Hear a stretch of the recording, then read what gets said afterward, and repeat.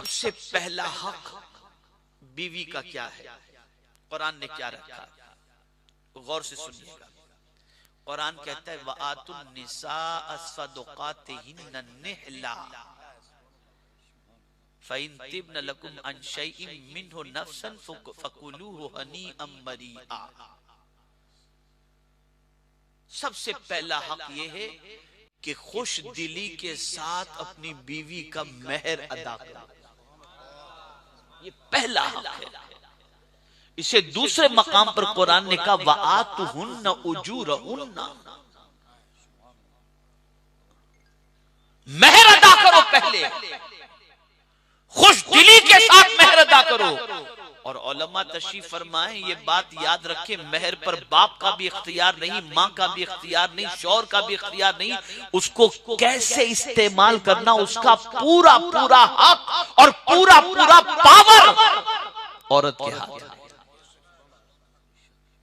और ये बड़ी पाकीज़ा रकम है, बड़ी मुबारक रकम है, बड़ी अहम रकम है। ये रकम इतनी अजमत वाली है कि इस रकम की अजमत का मैं आपको क्या बताऊं। ये मेहर की रकम, अगर कोई शख्स मेहर न देने की नीयत से कि कैसे तैसे करके माफ करवा लूंगा, अगर कोई ये नीयत करता है तो ये अच्छी चीज नहीं है। बल्कि न देने की नीयत से अगर निकाह करे तो जिंदगी भर गोया वो जिना कर रहा है।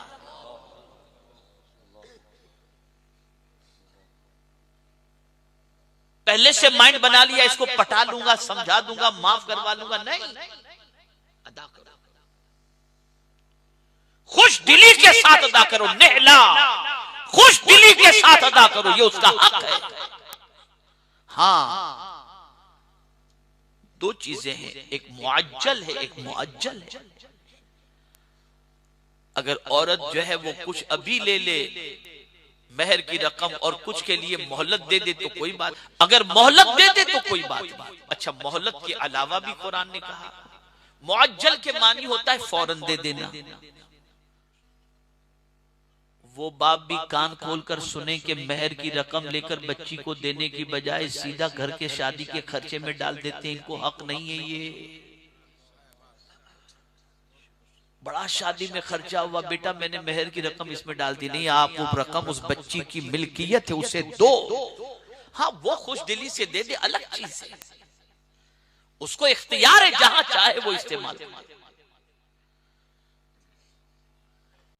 और फिर कुरान ने कहा शौहर के हवाले से फ़इन तिब्न लकुम अन शैइन मिन्हु नफ्सन फकुलूहु हनीअम मरीआ।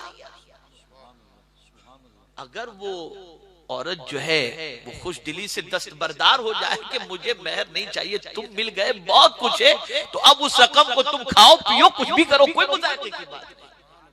लेकिन ये खुश दिली से औरत अगर कह दे कि मैंने माफ की, कोई टेंशन की बात नहीं, वो बाकी जो रकम बची है ना मेहर की आपके पास, मुझे नहीं चाहिए, आप जो करना है कीजिए, मेरी तरफ से माफ है आपको, तो फिर कोई परेशानी की बात नहीं। ये कुरान ने कहा। तो पहला हक जो है बीवी का वो ये है कि खुश दिली से उसकी मेहर अदा करो, खुश दिली के साथ, तंग दिली के साथ नहीं। जिंदगी भर उससे फायदा उठाना है, जिंदगी उसके साथ काटनी है, वो आपके सुकून का सामान है, आपकी तस्कीन का सामान है, कुड़ करके मत दो, खुश दिली के साथ दो कि अल्लाह तेरा शुक्र है कि तूने मुझे बीवी अता फरमाई, ये तो मामूली चीज है, इसके जरिए मैं इससे सुकून हासिल करूंगा। तो ये पहला हक है जो शरीयत ने, कुरान ने औरत का मुतय्यन फरमाया, जिसे अदा करना है। दूसरा हक अस्किनुहुन्ना मिन हैसु सकनतुम मिन वुजदिकुम, तुम जैसे घर में रहने की ताकत रखते हो उस घर में उसको भी रखो। यानी ये नहीं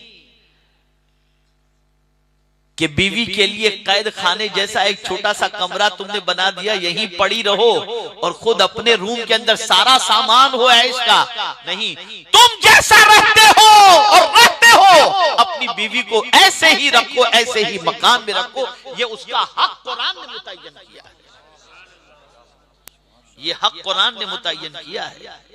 अस्किनुहुन्ना मिन हैसु सकनतुम मिन वुज्दिकुम, ये कुरान का फैसला है।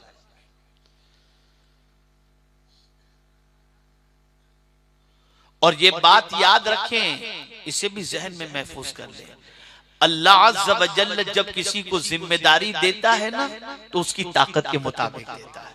इसे जहन में रखो, आपकी नीयत अगर अच्छी है तो मौला जरूर मदद करेगा,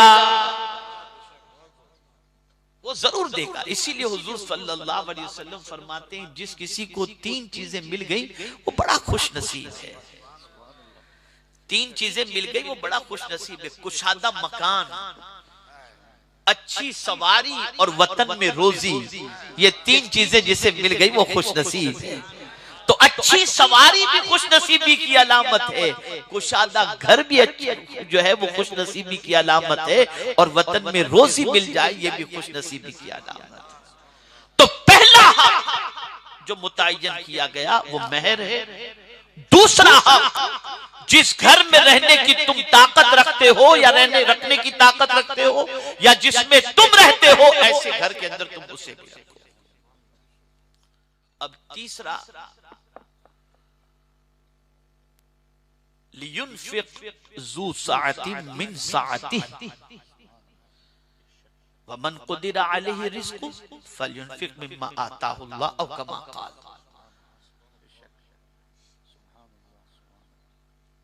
अल्लाह फरमाता है, कुशादगी अगर अल्लाह ने तुम्हें अता फरमाई है तो तुम अपनी बीवी के ऊपर भी कुशादगी करो। यानी तुम्हारे पास इतना अल्लाह ने दिया है कि कुशादगी के साथ तुम खर्च कर सकते हो। तो जिस कुशादगी से अल्लाह ने तुम्हें रिज़्क़ अता फरमाया, उसी कुशादगी से अपनी बीवी पर तुम खर्च भी करो। और अगर तुम्हें अल्लाह ने तंग रोजी अता फरमाई है तो कोई बात नहीं, जो कुछ अल्लाह ने अता फरमाया उसी एतबार से खर्च करो। यानी यहाँ ये बताया जा रहा है, तुम्हारी जो इस्तिताअत है उसके मुताबिक अपनी बीवी पर खर्च करो। अब यहाँ मैं तवज्जो चाहूंगा,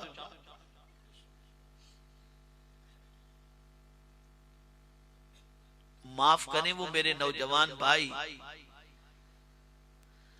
जो किसी से आंख लड़ जाए शादीशुदा होने के बावजूद, तो उस पर तो खूब खर्च करते हैं, बीवी पर खर्च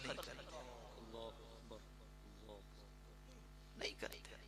वो कहे आईफोन चाहिए तो लाके देंगे, बीवी कहे चप्पल चाहिए तो बोले पैसा नहीं है मेरे पास, तुम्हारे बाप से कहो दिला दे। कुरान मना करता है, ये हक है उसका तुम्हारे ऊपर कि तुम्हारे पास कुशादगी है तो उसके ऊपर कुशादा दिली से खर्च करो। और याद रखें, चंद जगहों पे खर्च करने का कयामत में हिसाब नहीं लिया जाएगा। ये भी जहन में रखो, ऐसा नहीं कि हर पैसे का हिसाब लिया जाएगा। कुछ जगह ऐसी हैं जहां खर्च करोगे तो अल्लाह हिसाब नहीं लेगा। उनमें से एक जगह यह भी है कि अपनी हलाल रोजी को अपने माँ बाप और अहलो अयाल पर खर्च करो, उसका हिसाब नहीं लिया जाएगा।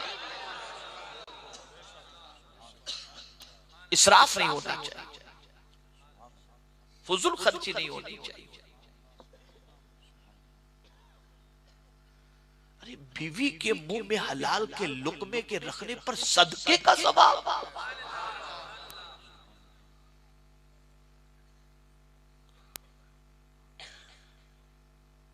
तो कुशादा दिली के साथ खर्च करो, जैसी तुम्हारी ताकत। अगर नहीं है तुम्हारे पास तो कोई जरूरी नहीं कि चोरी डकैती करके तुम बीवी की ख्वाहिश को पूरी करो, नहीं तो फिर उसके हिसाब से चलो, जैसी पोजीशन।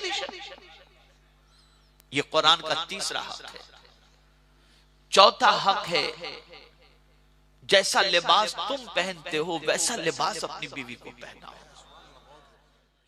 यानी खुद तो टिप टॉप बन करके घूमे और बीवी को बिल्कुल फकीर बना करके रखे, ये नहीं, ये उसका हक है।